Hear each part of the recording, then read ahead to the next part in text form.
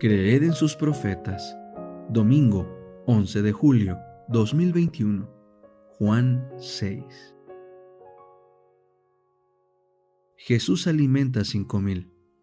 Después de esto, fue Jesús a la otra orilla del mar de Galilea, o sea, de Tiberias, y lo seguía una gran multitud, porque veían las señales que hacían los enfermos. Jesús subió a un monte y se sentó allí con sus discípulos. Estaba cerca la Pascua, la fiesta de los judíos.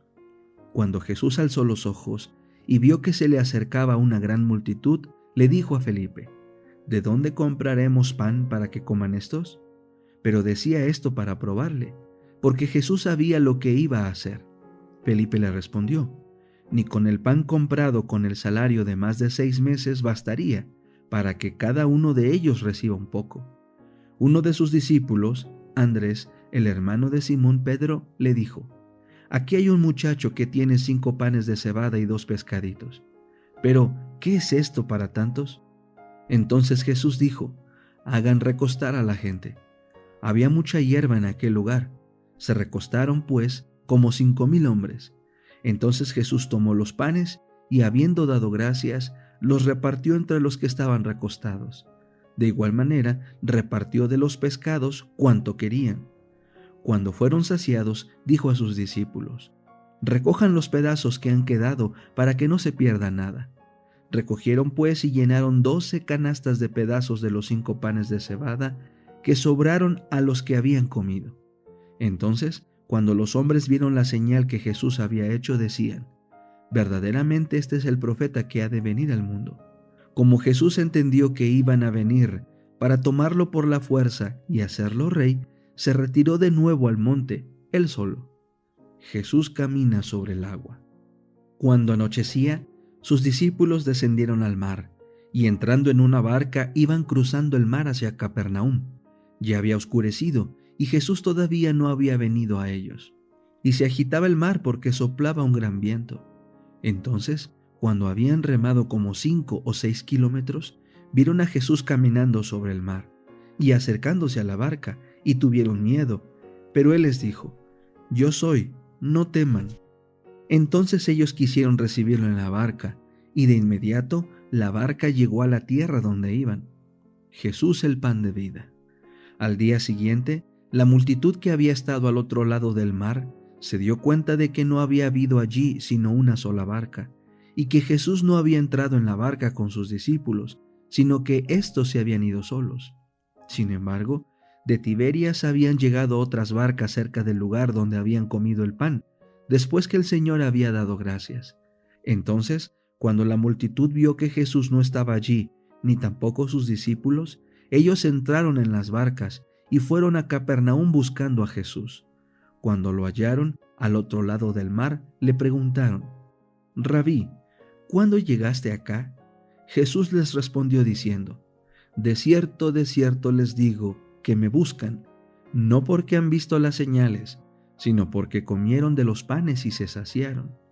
Trabajen, no por la comida que perece, sino por la comida que permanece para vida eterna, que el Hijo del Hombre les dará, porque en este Dios el Padre ha puesto su sello. Entonces le dijeron: ¿Qué haremos para realizar las obras de Dios? Respondió Jesús y les dijo: Esta es la obra de Dios, que crean en aquel que Él ha enviado. Entonces le dijeron: ¿Qué señal, pues, haces tú para que veamos y creamos en ti? ¿Qué obra haces? Nuestros padres comieron el maná en el desierto, como está escrito: pan del cielo les dio a comer. Por tanto Jesús les dijo: de cierto les digo que no les ha dado Moisés el pan del cielo, sino mi Padre les da el verdadero pan del cielo. Porque el pan de Dios es aquel que desciende del cielo y da vida al mundo. Le dijeron: Señor, danos siempre este pan. Jesús les dijo: Yo soy el pan de vida. El que a mí viene nunca tendrá hambre, y el que en mí cree no tendrá sed jamás. Pero les he dicho que me han visto y no creen. Todo lo que el Padre me da vendrá a mí, y el que a mí viene jamás lo echaré fuera. Porque yo he descendido del cielo, no para hacer la voluntad mía, sino la voluntad del que me envió. Y esta es la voluntad del que me envió, que yo no pierda nada de todo lo que me ha dado, sino que lo resucite en el día final.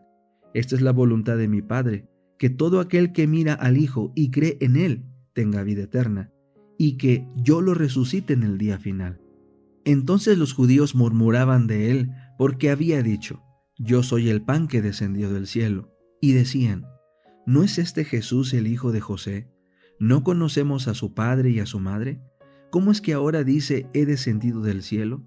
Jesús respondió y les dijo: No murmuren más entre ustedes. Nadie puede venir a mí a menos que el Padre que me envió lo traiga, y yo lo resucitaré en el día final. Está escrito en los profetas: y serán todos enseñados por Dios. Así que todo aquel que oye y aprende del Padre viene a mí. No es que alguien haya visto al Padre, sino que aquel que proviene de Dios, éste ha visto al Padre. De cierto les digo, que el que cree tiene vida eterna. Yo soy el pan de vida. Sus padres comieron el maná en el desierto y murieron. Este es el pan que desciende del cielo para que el que coma de él no muera. Yo soy el pan vivo que descendió del cielo.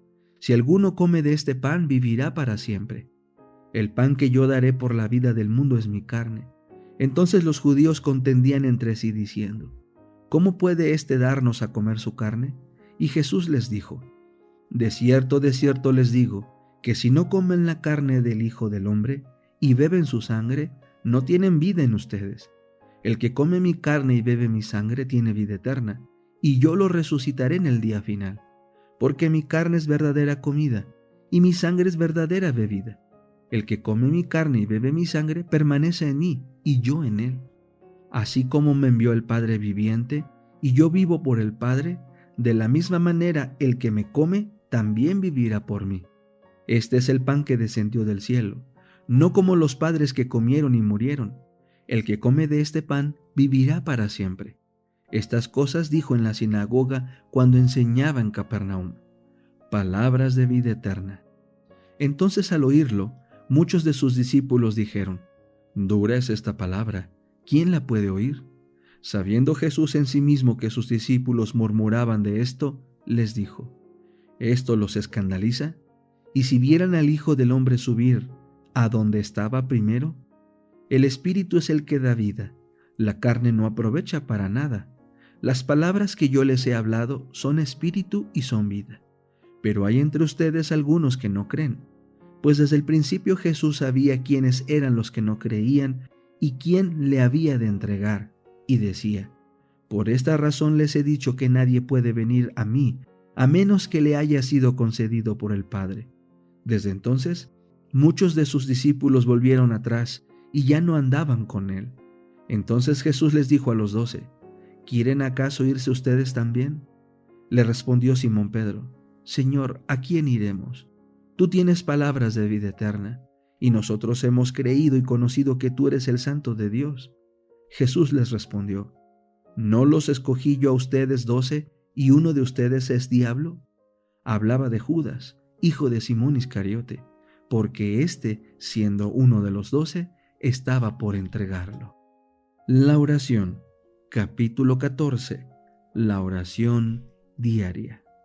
Las horas designadas para el sacrificio matutino y vespertino se consideraban sagradas y llegaron a observarse como momentos dedicados al culto para toda la nación judía.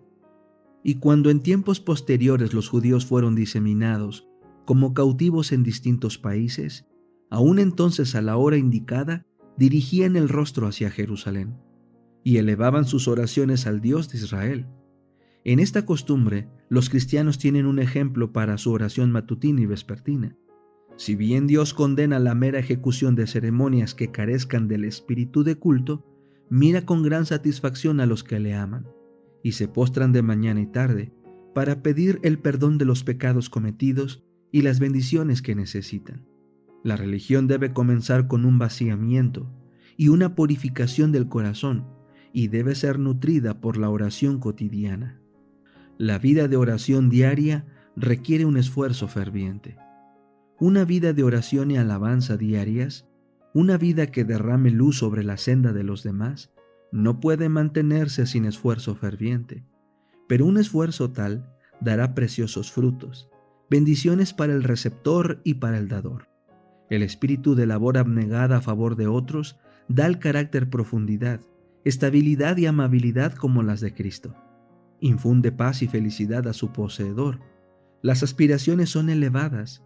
No hay cabida para la pereza o el egoísmo. Los que ejercitan las gracias cristianas crecerán, tendrán nervios y músculos espirituales y serán fuertes para trabajar por Dios. Tendrán claras percepciones espirituales, una fe constante y creciente, y poder prevaleciente en la oración. Los que velan por las almas, los que se consagran plenamente a la salvación de los que yerran, están ciertamente obrando su propia salvación. Los ángeles anotan la oración matutina. Todos tienen una influencia sobre los caracteres y las mentes de otros para el bien o para el mal. Y la influencia que usted ejerce está registrada en el libro de memorias en el cielo. Un ángel le atiende y toma registro de sus palabras y acciones. Cuando se levanta en la mañana, siente su propia impotencia y su necesidad del poder de Dios. Da a conocer sus deseos a su Padre Celestial humildemente y con corazón sincero. Si es así, los ángeles anotan sus oraciones, y si esas oraciones no han salido de labios fingidos, cuando está en peligro de hacer el mal inconscientemente y ejercer una influencia que llevará a otros a hacer lo malo, su ángel de la guardia estará a su lado, instándole a tomar un mejor curso de acción, escogiendo sus palabras para usted e influyendo en sus acciones.